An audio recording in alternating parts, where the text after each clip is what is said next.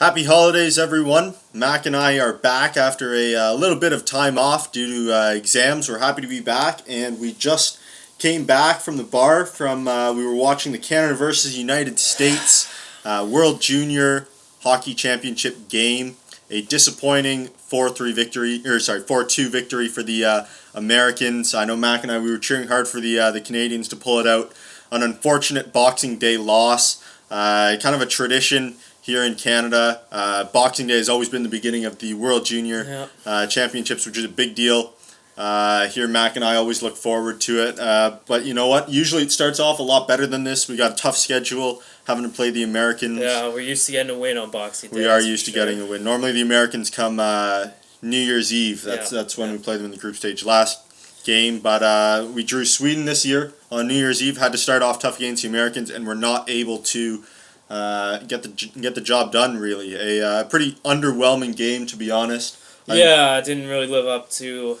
I think a game for Canada, the U.S. would be a lot better later in the tournament when they both gotten their feet underneath them. Yeah, for no sure. doubt. Yeah. Anyways, Mac and I are we're just going to talk a couple points that we had from the game. We got four main things to take away from it. So let's get right into it. First of all, I think the score really wasn't indicative of the game, in my opinion. No, honestly, it seemed like a 50-50 battle. Yeah. A lot of end-to-end stuff. A lot of end-to-end action, yeah. Really, just it came down to those couple bounces going the U.S. way. If it went our way, it could be end up 4-2 the other way. For sure. I mean, if you look at all of the American goals, all four of them, so the last two were tipped into the net by our team. Yeah. Nothing you can really do about that. Next, then the second one was because of power play that shouldn't have been called. Shouldn't have happened. So that was disappointing. Yeah. And then the first goal was a lucky bounce off the end board that happened to bounce right to the American. Really, right? 4 goals that, I mean, you could say, that's going to happen every game. Oh, for sure. It's not going to happen 4 times. No, it's not. That was just unlucky for us. I mean, no doubt we got a penalty our way to get a goal. Yep, for sure. But overall, the bounces went to them, and that's kind of where it was decided. But I mean, that's hockey, right? Yeah, that's hockey. Look at the number of bounces Canada has gotten over the years. Yeah, let's hope the Yeah. karma swings back our way if these two teams meet again. Yeah, for sure. But anyways, I mean, 4-2 is a little harsh. Like you said, it was 50-50. I mean, 4-2 is not a terrible scoreline. Anyways, scored a couple late goals. Yeah. Really, I mean, it was pretty even through 55 minutes, I think, and then the Americans, they won the last 5 or 6, right? So that's where it was just some tough breaks because Canada was really picking up momentum in the middle 10 minutes of the third period where we scored our second goal. Yep. And we're getting some sustained momentum there, and then U.S. just got that lucky third, and that kind of turned the tide against our momentum. And for sure. Yep. They picked up that fourth one, and it was over. Yeah, no, definitely. All right, moving on to point number 2 then. I think we both agree Canada definitely needs to be more aggressive on offense. Do they ever?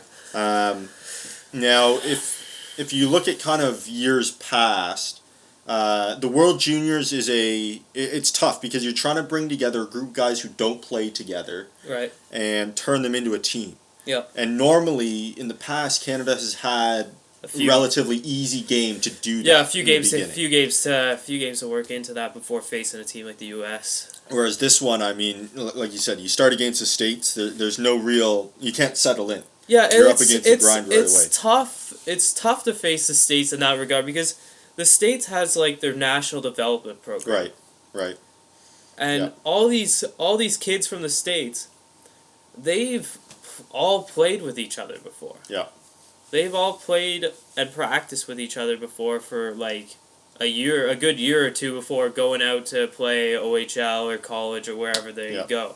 So, I mean, they don't play together right now, but they have in the past, and they that chemistry, it stays. Yeah. I mean, if you look at what happened in this game, right? I mean, the Canadian team there was a lot of just misses. You know what I mean? We just missed that pass, just missed the shot. Yeah, everything was just a little bit off. So I think early in the tournament, the U.S. has that chemistry advantage for sure, and I think why we have more success on like a New Year's Eve game is where you have 2 or 3 games going into that to get that chemistry, and then it becomes more of an even playing field on that sense. Yeah, and so I mean, going back to the aggressive offense though, a lot too many passes trying to make the perfect play or whatever. You got to get more shots on net. Yeah. We got 20, 25 shots. That's No, that's not good. That's not gonna get it done against world class goalies, you know. Yeah,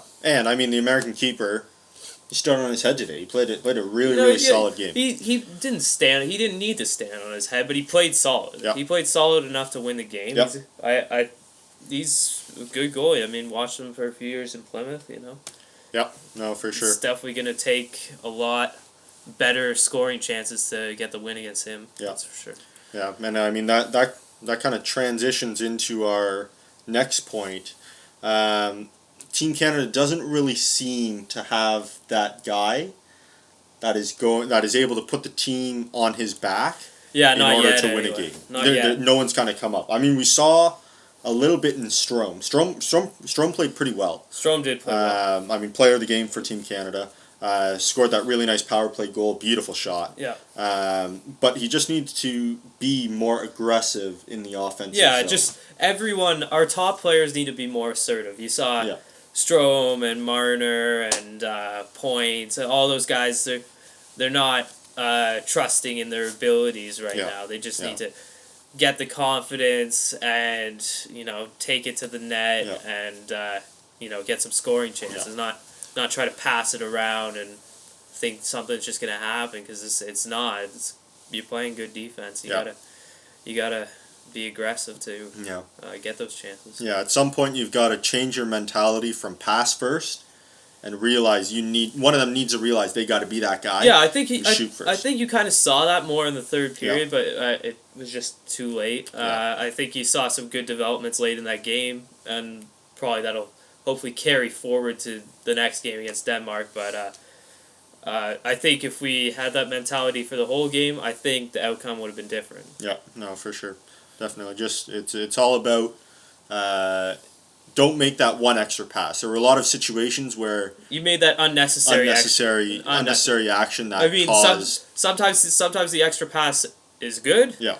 Sometimes it's unnecessary. Today they were making a lot of the unnecessary ones. And I mean, again, you can get away with maybe making an extra pass against a team who isn't as defensively sound as Denmark or as Switzerland, right? But I mean, the Americans, like you said, they're so solid, they're so compact that, I mean, anything extra, anything out of the ordinary, they're going to pick up on, and your chance is going to go away, right? So, again, unfortunate scheduling, but you got to play the schedule you're given with. Anyways, our last point, and this was really apparent from what I watched. Canada has zero confidence in Mason McDonald, their goaltender.